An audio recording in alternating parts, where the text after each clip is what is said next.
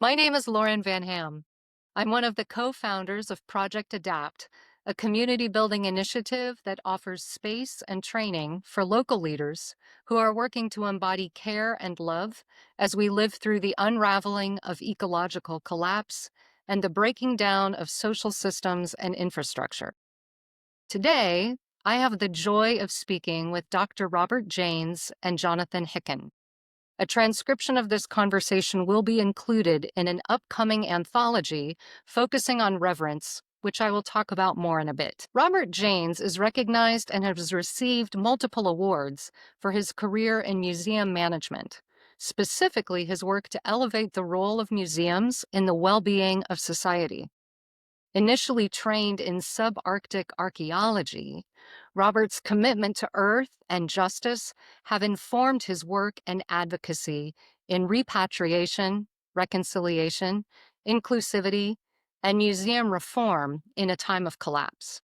Hardly retired, Robert also supports Tree Eater Farm and Nursery, a multi-generational family project committed to sustaining harmonious relationships with people, land, trees, and animals. Jonathan Hicken serves as executive director for Seymour Marine Discovery Center, which is part of UC Santa Cruz. Work in his early career focused on undocumented migration from Mexico to the United States and led to a presentation before a congressional committee in Washington, D.C. Committed to local community and what happens through partnerships, Jonathan has facilitated supports to expand the community-driven experience that surrounds the Seymour Center and to increase global commitment for ocean conservation. Thank you both so much for being with me in this conversation today. Pleasure to be here. Thank you, Lauren. So, Robert, I want to start with both of you and asking a question about our early lives and careers. And Robert, you lived out your early work with Indigenous people. What did they teach you that you have brought into your museum career? I have to digress just a little bit, Lauren, to say that my informal education began early. My father was a surgeon, and he worked with a lot of people for training purposes. So we had doctors and nurses from all over the world staying in our home. They were from Lebanon, India, China, the UK, America, Norway, etc. So very early on, I was exposed to this cultural diversity on a very regular basis. And I think that that led to my interest in other cultures and this notion of diversity. And I pursued an anthropology degree. And I think it was the anthropology degree then that got me really interested in archaeology. So I went north as a graduate student, and I had the privilege and the opportunity to be able to work directly with two of the greatest hunting cultures in the world, the Dene of Canada's Northwest Territories and the Inuit of Canada's High Arctic. In doing that work and doing my PhD dissertation, I spent a lot of time with them. I spent 6 months at a large hunting camp near the Arctic Circle with my wife, living off the land with these hunting families. And there I learned all about small group culture. And as we know, small group culture is the place where ideas and beliefs and habits are tested, they become ingrained, they're rejected, they're modified, or whatever. And so I got a really intimate glimpse of their relationship to the land. And I learned all sorts of things that have stayed with me really for the rest of my career. Things like leadership based on competence and respect rather than hierarchy. They really introduced me to the notion of social ecology, the fact that nature and culture are inseparable. I learned a lot about self-organization. I learned about generosity in one of the most severe environments in the world. I learned about humility. So these sort of values became ingrained in me as quite a young person and really were transformative. And I said earlier, have stuck with me for the rest of my career. Thank you, Robert. Truly, truly inspiring. We could do a whole podcast just on that. And Jonathan, similarly, are there worldviews from your early life that you have brought into your previous work with the Santa Cruz Museum of Art and History or the work that you're doing now at Seymour Center?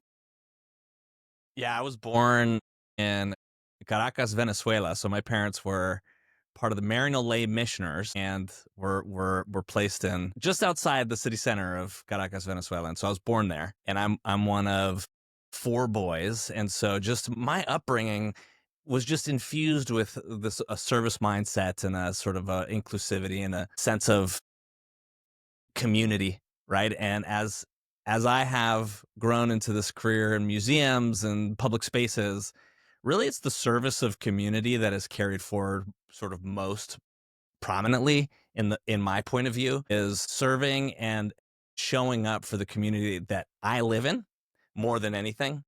And I think one of the ways actually I contrast with my parents is they obviously served the community that they lived in when they were in Venezuela and later in Mexico. But for decades of their career, they were serving places outside of our own community, right? And they weren't necessarily always working in the community where we lived. That's not to put them down and say that they weren't doing things in our community too, but their careers were actually serving elsewhere.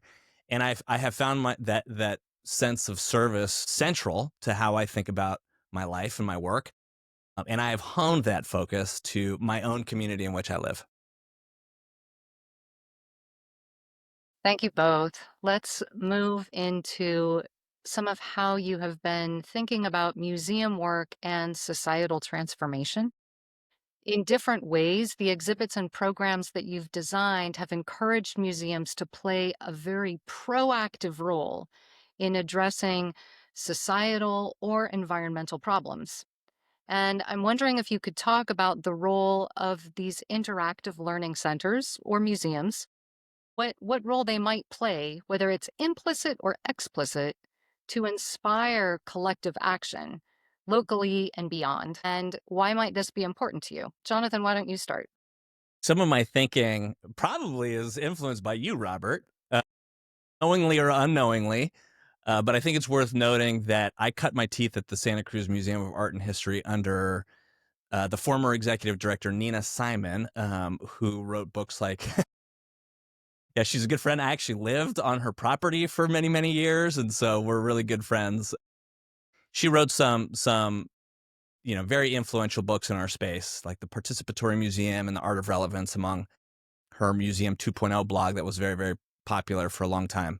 So Nina, and I know Robert, you and Nina have worked together, but Nina really influenced the way I think about these spaces. And fundamentally, my point of view is this: that we as museums and zoos and libraries and all sorts of these sort of third spaces or these public spaces that exist within communities, right?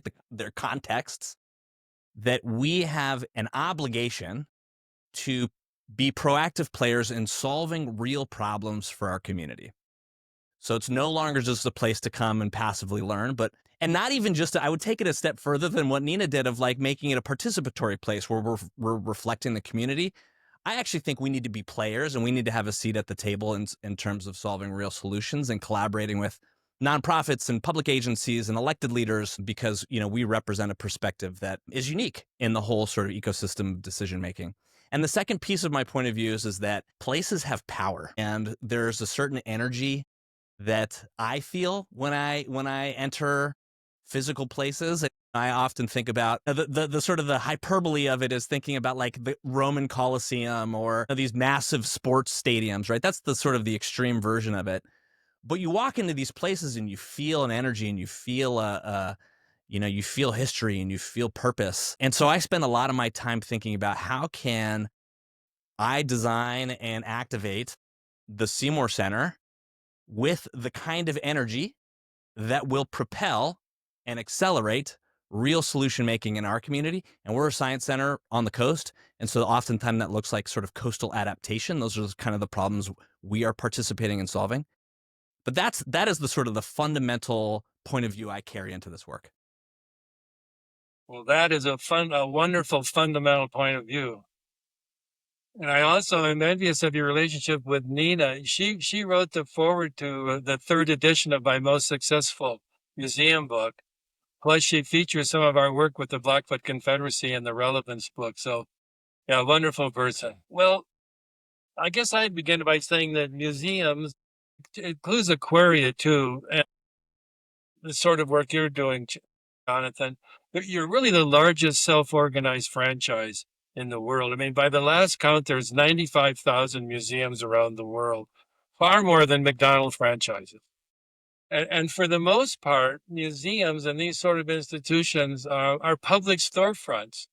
You they're pretty welcoming, especially as knowledge-based institutions. There's nothing else like them in terms of their public access. I mean, government offices certainly aren't, businesses and universities aren't. They're civil society organizations. They're organizations that belong to the commons, and they're actually mirrors of society. But I'm having a hard time with my museum colleagues now because I think that the majority of them are failing to embrace the sort of responsibility that you just articulated. They're still sort of standing on the sideline.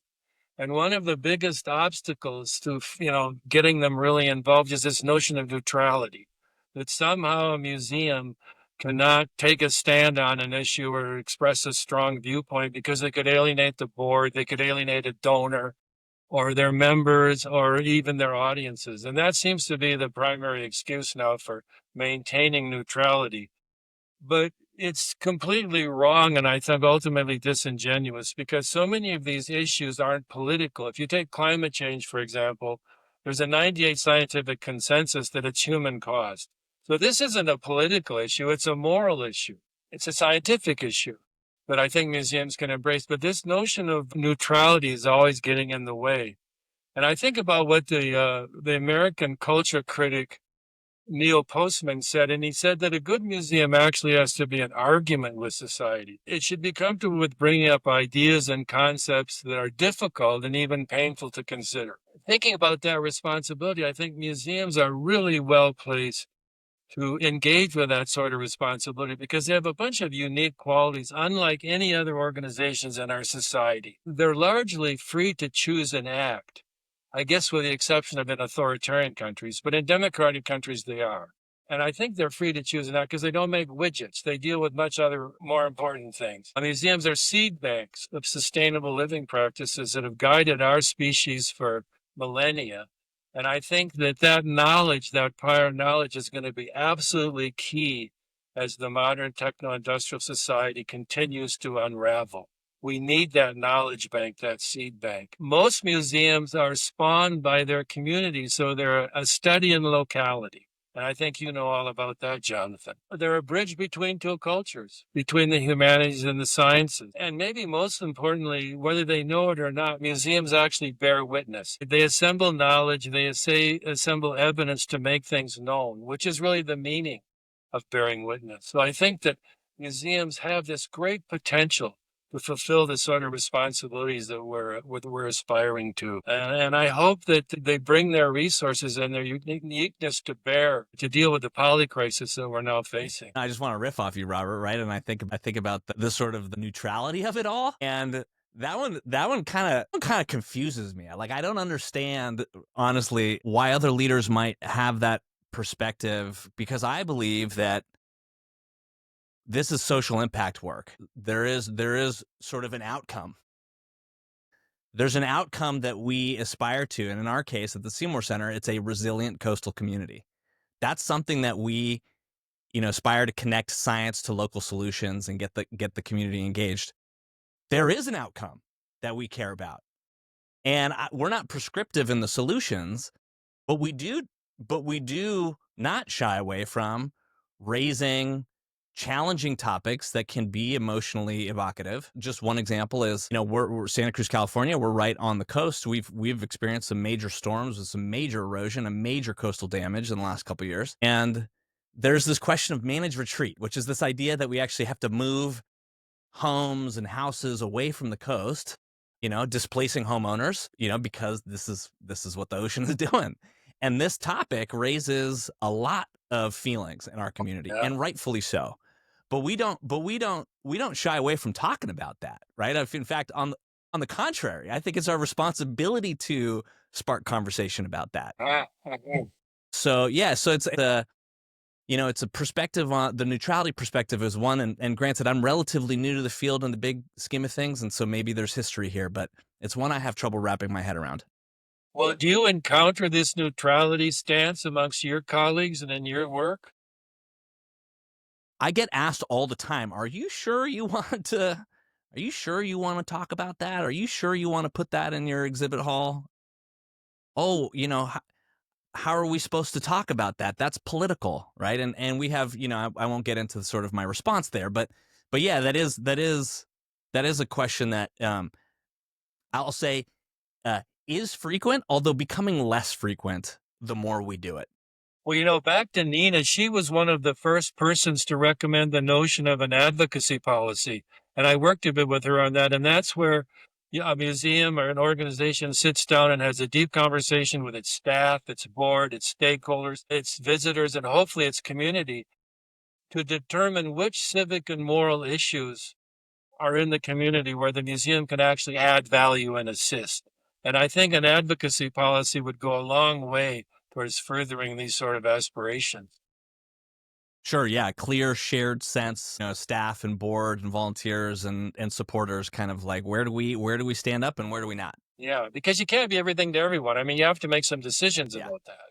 Yeah. Yeah. Let's talk some more about this in the space of meaning making and motivation. I mentioned that our anthology positions reverence as the key factor in climate change and societal adaptation. We have found that reverence is a core motivator for deep change because reverence and power are intertwined. Basically, we serve what we revere. So when humans deeply understand that we are not separate from the living world, but actually interwoven with plants, land, water, all of it, then we're more likely to dedicate our life energy to serving this interrelatedness instead of only our individual needs. I'm curious if reverence has a role in the work that you're doing or have been doing. And if it does, could you share an example? Either one of you want to jump in? Well, reverence is an important part of my life. I mean, I think it's a major strength, this sense of deep respect, because there's so many things that are worthy of respect these days. I guess to begin with, I live in a small mountain town in the Canadian Rockies, and our valley is unusual because we share this valley with the three signs of wildness in North America: grizzly bears, wolves, and wolverines. And that's Cool. how the modern world should be. We should all be living together. And so far, we've been able to pull it off, but we're really under siege now because our community has been discovered by tourism and it's being loved to death. And it's not compatible with the existence of these critters. I also have a lot of reverence for our ancestors. I mean, those I know and those I don't know, because they've woven this web of life that now I and my family and so many other people benefit from. And that's based on all their successes and all the sacrifices of all these people that have come before. So I often think about that. And I guess maybe I think about it more because I'm aging myself, right? I mentioned earlier, I mean, my reverence for indigenous peoples, those subarctic hunters, the Dene hunters. Again, they've lived there for probably 8,000 years, developed their own society and culture in this extremely harsh environment, and they've persisted. But again, I have to sort of end on a sadder note because it's clear that the majority of citizens in the global north are either unwilling or unable to admit to this exploitation and extractions that's upsetting the whole life system. And I'm not sure what we're going to do about this because museums, I mean, inadvertently, perhaps, maybe knowingly, have aided and abetted this nature culture rupture based largely on professional practice. So we have a history museum, we have art museums, we have science museums, and there's very little sort of multidisciplinary or interdisciplinary collaboration, right? So you talk to an art museum director who is not concerned about climate change because that's the job of the science museum or the natural history museum. So we have all these professional boundaries that are completely absurd because that's not the way life unfolds. Life itself is pretty multidisciplinary. I think museums have failed to acknowledge or recognize this interdependence, which is going to be so critical as we start to heal the wounds that we've created over time. Robert, I wonder, you bring up, and maybe this is a purposeful omission, but in terms of sort of the interconnectedness between institutions, I spend a lot of my time thinking about how to become more interconnected with my kind of boots on the ground practitioner partners as much as I think about the museum partners in my community, right? Of like deeply integrating with the scientists that are at the university, and like I said earlier, sort of the nonprofits and the public agencies that are kind of carrying out the resilience and adaptation work. Do you see any sort of material difference between sort of the intermuseum connectedness and the other kind of partnership that I brought up? Well, I think to begin with, the museum community is pretty insular. But a lot of them, museums themselves don't even work with other sister institutions, much less unlike or related organizations. So I think it's all part of one great big consideration. And your intuition is right on, though, because there's a book called Forces for Good, and it was a bunch of researchers who selected about 15 nonprofit organizations, varying from museums to social service agencies. I know, why were these organizations so powerful? And it wasn't because they had a major strategic plan or a great marketer or a communication expert. It was how much time they spent outside of the institution forging relationships with the broader community. But again, that's a lesson the museums still have not learned. There's a lot of insularity. Jonathan, is there more that you would add about the role of reverence or a different word you would use in Yeah. how you do your work? Yeah.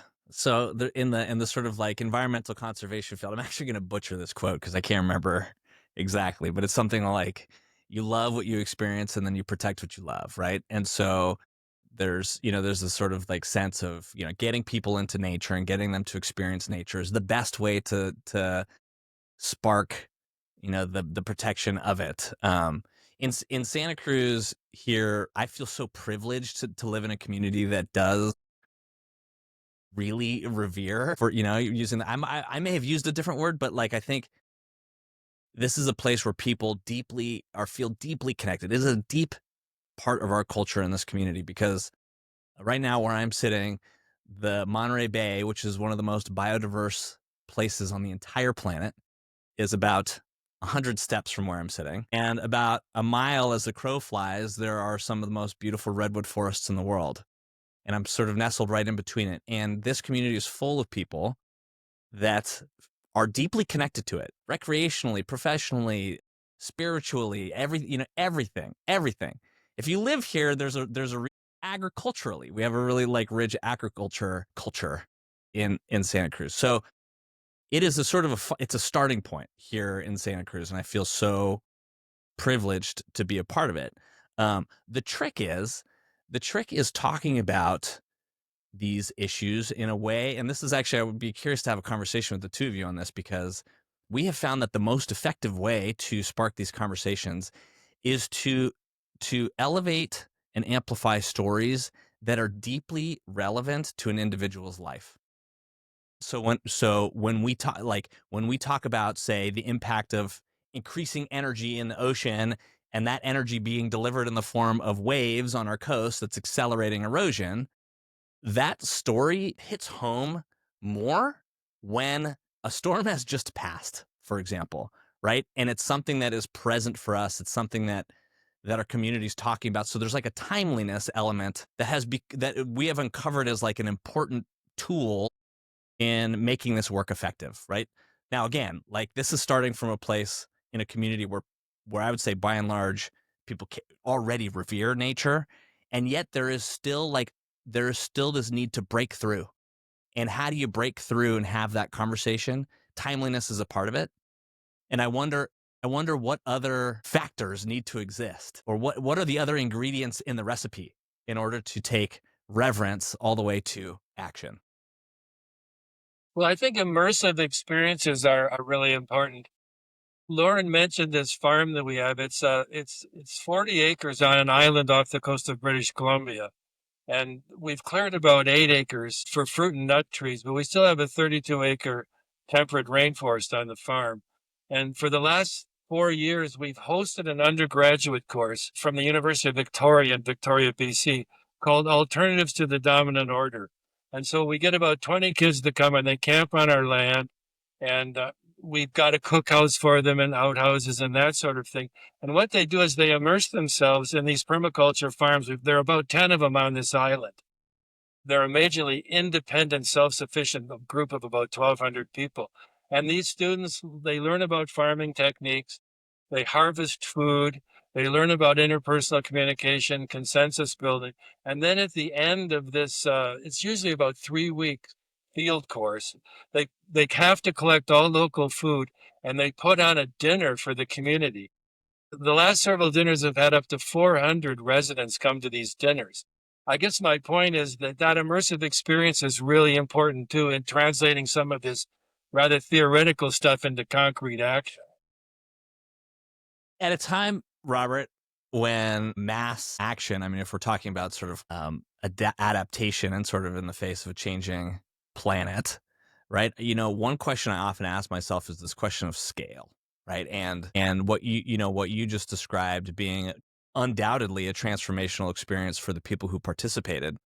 But where does everybody else in the community fit in, and how do you scale up these immersive experiences to sort of motivate that large scale collective action? I don't know the answer to that, but at the same time, I'm heartened by all these local initiatives because they're happening everywhere, right?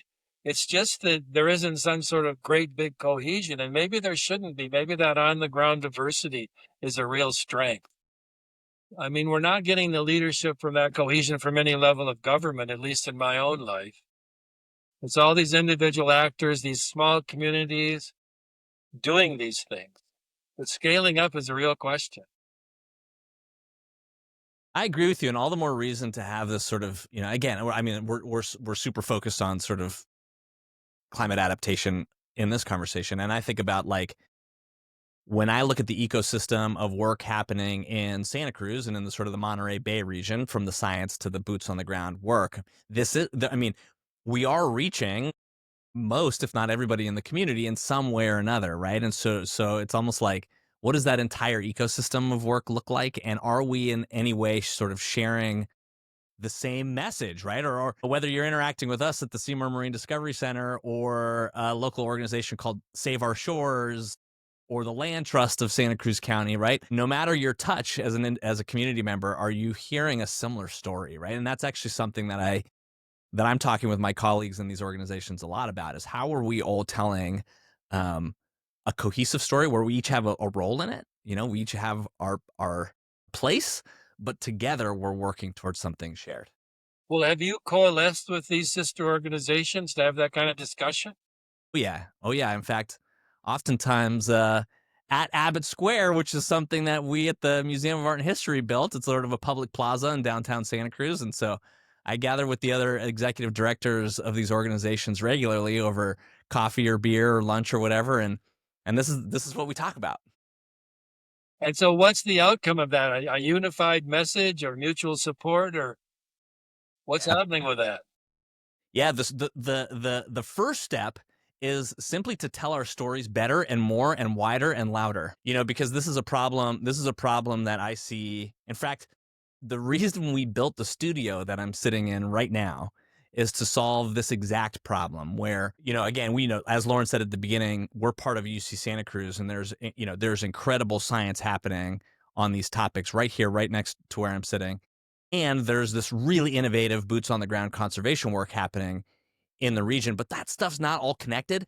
Let alone forget like the families who are walking in our doors, right? Having any sense of how the stuff all fits together and how they might get involved. And one of the big friction points, at least for my colleagues in our community, is our scientists and our boots on the ground actors. They're so busy doing the good work that sometimes they don't have the money, the time, or the expertise to do the storytelling and to do almost like the PR, right? And so basically we're positioning Seymour Center to be that amplification like player, right? To Yeah. tell the stories.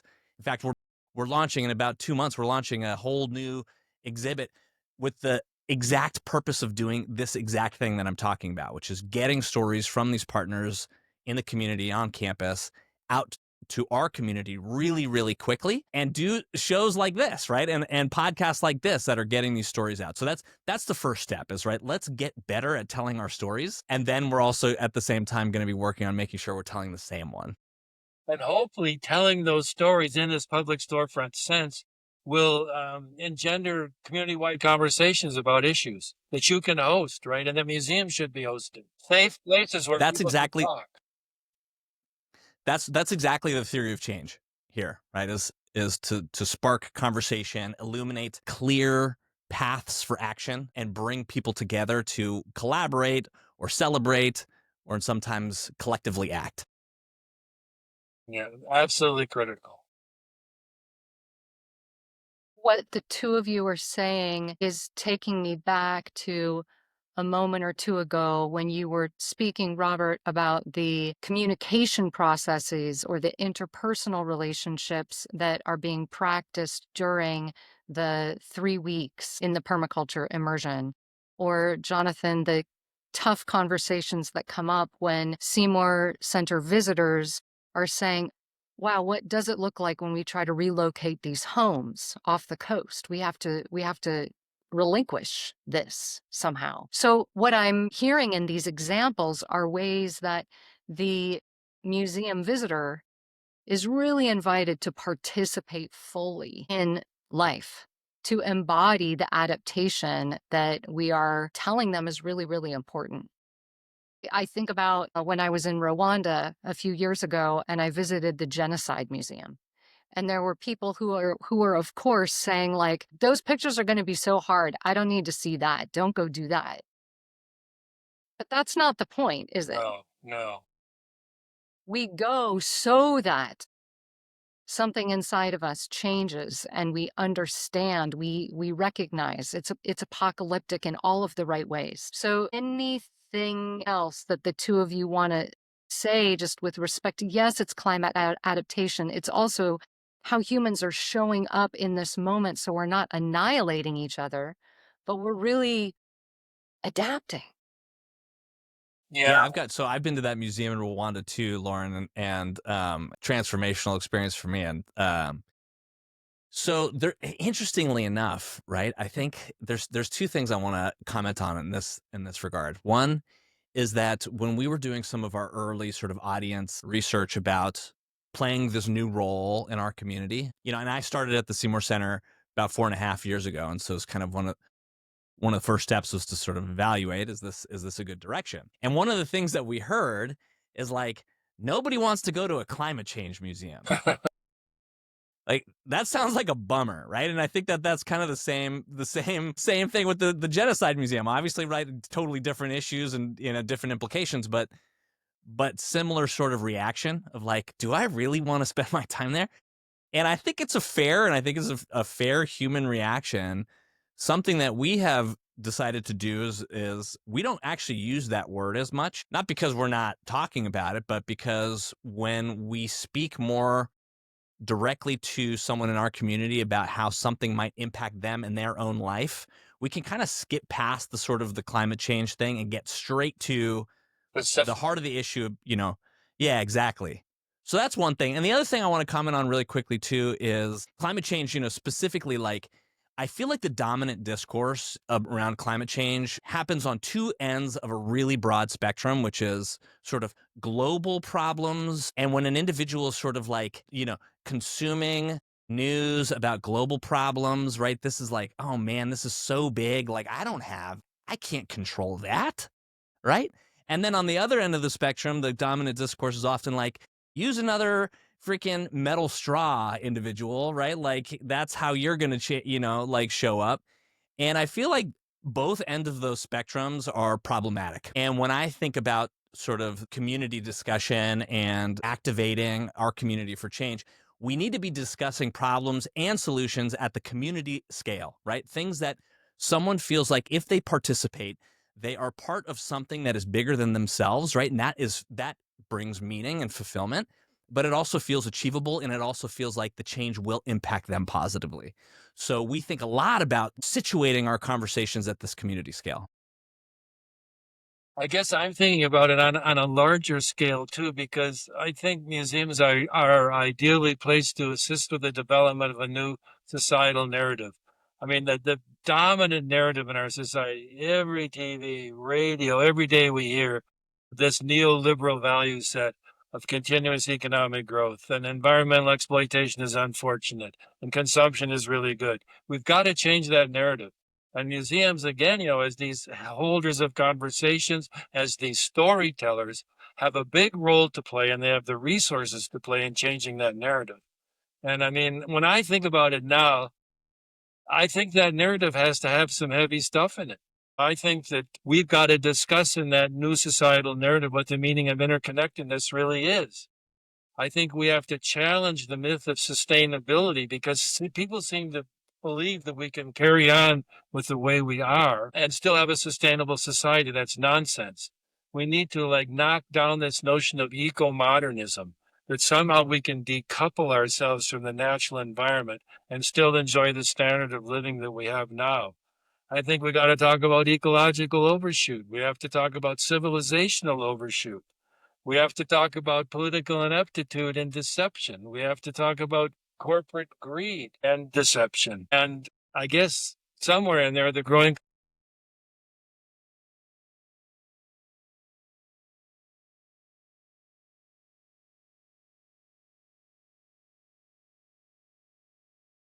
Yes, we need a new narrative. I think museums can help. And I think there's going to have to be some negative stuff in there that people are just going to have to face up to. And maybe Reverence can help with that. I think so, especially for the natural world. We've got to reconnect. Yeah. Yeah. The two of you are in different chapters of your life and careers. And there is a lot being said in our society right now about intergenerational collaboration. I'm wondering how intergenerational collaboration can make museums better. And I'm also just wondering, as we wrap up here, if either of you have a question about each other's work or some offer of encouragement. I guess we're getting to time, I guess, Lauren, huh? We're getting to time, but if you've got a golden nugget that we haven't touched on yet, go for it. Well, I think that intergenerational collaboration is absolutely key to our collective survival. I mean, my generation, the baby boomers, I understand now that we've used over half the world's resources, and our consumptive lifestyle, even in our older ages, is not decreasing. So I think we have a responsibility to protect our descendants, and that's where this intergenerational cooperation is key. But I think what's missing in that is this notion of an elder culture. You know, indigenous cultures, Asian cultures celebrate their elders. Elders are seen almost as libraries of knowledge, experience, and wisdom about practical things and spiritual things. And that elder culture is missing in our society. And I think that museums could play a really vital role in nurturing that in any community. And it just may mean getting elders and younger people together to talk, because I've been a formal mentor for the Alberta Museums Association for a number of years now. And I can honestly say that it's been a wonderful experience with these mentees, because that elder mentee relationship is really a two-way street. I mean, I learn as much from them as they hopefully learn from me. They keep me current, they keep me excited, they keep me interested. So intergenerational cooperation, yes, but let's strengthen it with this notion of developing an elder culture. I love that, Robert. Two examples come to mind on this intergenerational collaboration topic, and one is really when it comes to the sort of solution making and the action. And in Santa Cruz, this was the birthplace of you, if you will, of things like marine sanctuaries, sort of global marine sanctuaries, and sort of aggressive ocean protections. It really started here in Santa Cruz in the effort to protect Monterey Bay. And some of those individuals who pioneered that legislation at a state and national level in the 1970s, they're still in our community. And it's really interesting because right now the federal administration is proposing oil drilling off of the California coast again. And so these same individuals that fought the good fight 50 years ago, we're calling on them again, unfortunately. Really? Yeah. That's real. There's a whole effort. We call it the Blue Wall. It's a blue wall sort of resistance of coastal counties in California to make it really, really, really hard legally for the federal administration to start drilling. And it's a tactic that worked in the 1970s and 80s, and we're deploying that strategy again. And what's awesome to see is that these elder sort of activists in our community are stepping up and are partnering up with my peers. I'm a millennial. I turn 40 in a couple of weeks. Uh, And they're showing up and they're partnering with us as legitimate partners to help us sort of navigate how to do this. Beautiful So I'm, example. Beautiful yeah, example. To bring that yeah. heritage of knowledge and experience right into the present. It's happening. It's happening right before my eyes, and how lucky are we being sort of my generation of leaders here that we can call on those who have the experience that we don't. Wonderful. So that's one thing, and then museums specifically is, I think a lot about actually our volunteer base here, and this is a place where elders in our community not only feel welcome and valued, but expected in a way, right? Like you come into a space and you expect to interact with someone from an older generation. And those folks are interacting with young families most often in our space. And it is absolutely wonderful to hear the feedback from visitors and families about the interactions that they're having with our volunteers. And actually, this conversation is making me think like we should really encourage our older volunteers to be more vocal about their life experience Yeah, in the yeah. space. And we could do a better job of that, frankly. Well, it sounds like you're really on the right track. I do have a question for you, though, Jonathan. That is, what's your biggest challenge right now? Does anything keep you awake at night other than your children?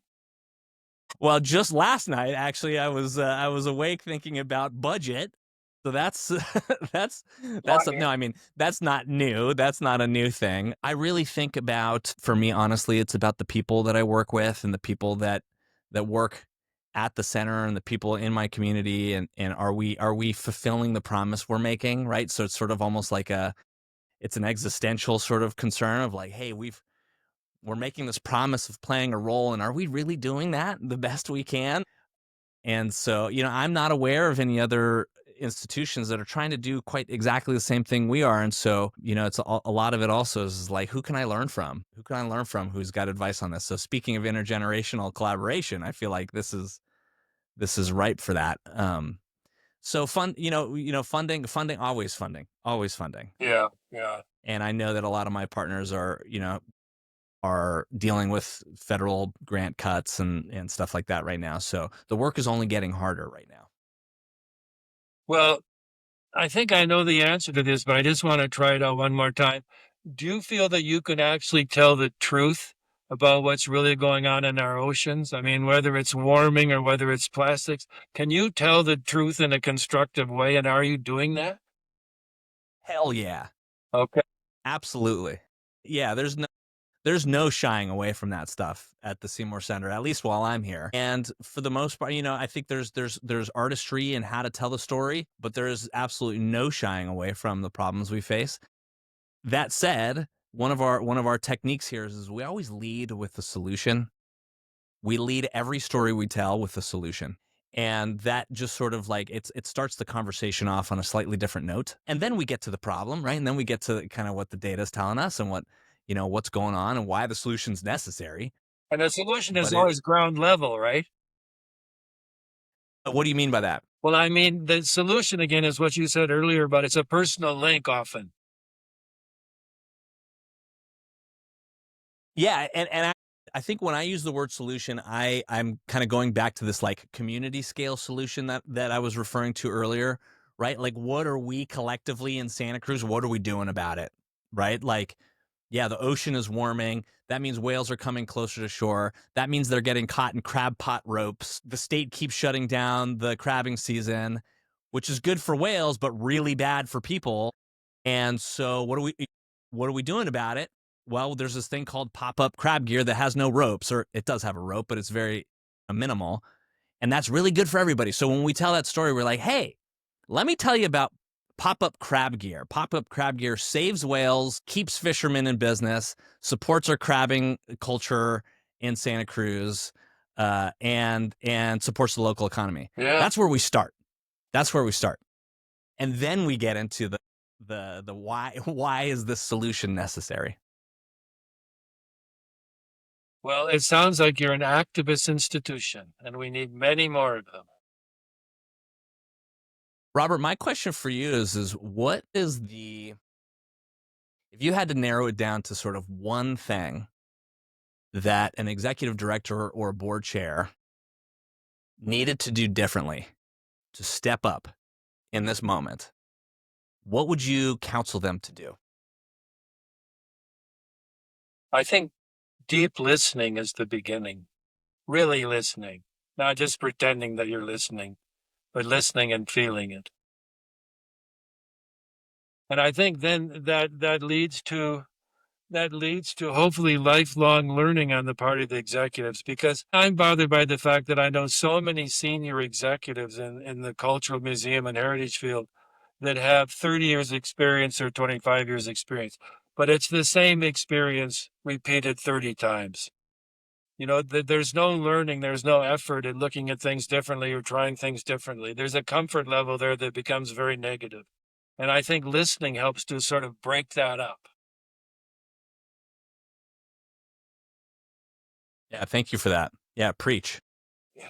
I would say one other thing too that I think is really important, and that's to make sure that in your organization you have done everything you can do to nurture personal agency. And when I say personal agency, I mean the willingness and the ability to take action in the world and hopefully to make it a better place. But I found in my career that so many organizations sort of have their staff check their brains at the door. You've got all these intensely creative, committed, intelligent employees who have other lives too. They may be an artist, they may be an environmentalist, whatever. They need to be able to bring that agency to the workplace and to strengthen the organization accordingly. That was going to be my other question for you if we had time, would be what are your thoughts on personal agency, and do you feel that your own staff have agency? Because I think it's so critical now. Yeah, I sure hope so. I'll show them this episode and see what they say. It's a big part of our culture here. We actually, one of our core values as a team is experimentation, and that that basically is a charge and an invitation for folks on my team to express their boldest ideas and their biggest dreams. Obviously, with a sort of like shared outcome in mind, but with this mentality of like, you have something unique to share and you have a unique point of view and a unique lens. And the only way we're going to uncover that is if you go out and try stuff. Try it, Yeah. see how it works, be ready to stop doing it if it doesn't work, and be ready to do more if it is. But with no punishment for failure or mistakes. Correct. That's correct. And I think like as far as personal agency for our visitors, right? For people walking through our doors and for people watching programs like these, it comes back to that community scale solution of you are part of a community. We have solutions that are on the table for us to create the community we want, to protect the things that we care about. We have those solutions. They exist. And we need your help and you have a role in it. And here's how. And that's is sort of a fundamental premise of the approach we're taking here at Seymour Center. Terrific. And that's it. To to love our communities so much that we're willing to be alive and changing with the changes that are happening around us. Not so that we come in and to use Robert's phrase, we love the community to death and what happened to the Wolverines, but that we're saying there are Wolverines here. Wow. How do we stay in kinship in the best possible way? And do I need to modify or adapt my behavior so that Wolverine has what Wolverine needs? And that and the crab fisher folk are able to go crabbing and have a reasonable livelihood. Really, really dynamic relationships that we're describing here. And probably the humans, especially, are going to have to give up certain things in order for this to work. And I am so grateful for the immersive museum interactive experiences that have been teachers for me in this process. And I'm really grateful for the work that you have both done and are continuing to do in this moment. Thank you very much for today. Thank you, Lauren. It's been a pleasure. Yeah, thank you for hosting us, Lauren.